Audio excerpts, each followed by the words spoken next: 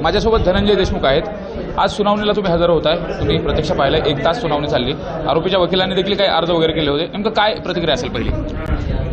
मला खरं तर खूप भावनाविवश झालो होतो. मी घटनेचं सगळं मला आठवत होतं, परंतु एक गोष्ट मी ऑब्झर्व केली.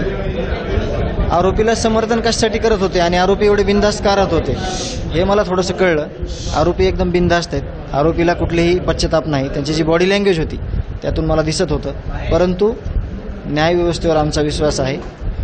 SITवर CIDनं जे तपास केलेला आहे ते एक चांगल्या पद्धतीनं भक्कम बाजू त्यांनी मांडलेले आहेत. यांना आरोपींना शिक्षाच होणार.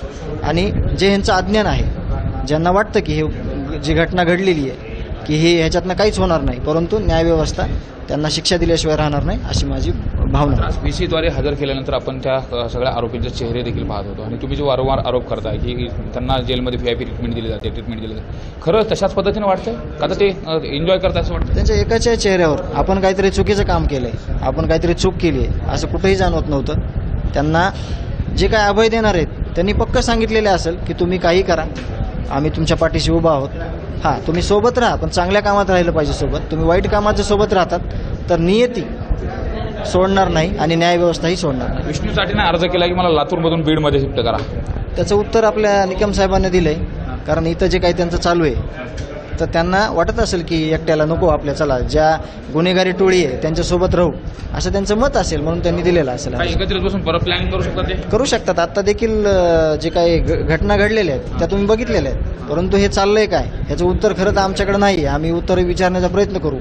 हे तेच उद्देश आहे की काही प्लॅनिंग करायचं असेल परत पुढचं, हे असं असू शकतं. मात्र आज वाल्मिक कराड यांच्या वकिलांनी मागणी करत असताना आमचा याच्याशी काही संबंध नाही, डिस्चार्ज ॲप्लिकेशन दाखल केलं आणि यात मला कुठलाही आमचा दोषारोप नाही अशा पद्धतीने मागणी देखील त्यांनी केली की माझा यात काही संबंध नाही. आरोपींना वाचवण्यासाठी एवढी मोठी फौज ह्यांनी उभाच केली नसती ना, संबंध नसता तर. आणि संबंध आहे का नाही हे मी तुम्ही कोण सांगणार आहे? हे CIDनं SITनं सगळ्या समित्यांनी हे तो सिद्ध केलेलं आहे आणि म्हणूनच ते तिथं आहेत. ते बाहेर असते.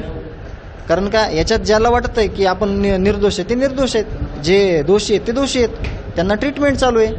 त्याकडे तरी त्यांनी अभ्यास करायला पाहिजे की आपण मध्ये आहेत, आपण दोषी आहेत, सगळं हे आपलंच आहे.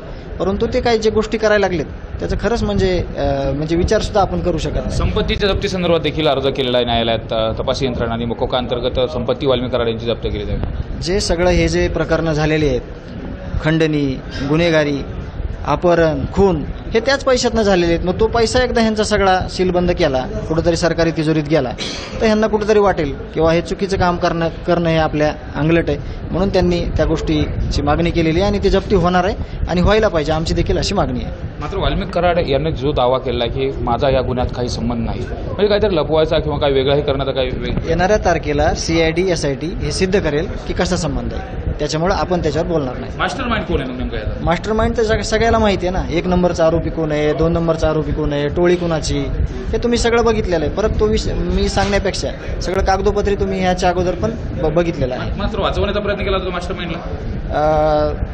ते त्यांचं काय करायला माहीत नाही. आपण आपलं जे काही CID SIT आहे किंवा आपण आहे त्याचा पाठपुरावा करत राहू आणि या सगळ्या आरोपींना फासापर्यंत लटकवण्याची आपली जिम्मेदारी आणि आपला पाठपुरावा करणं काम आहे.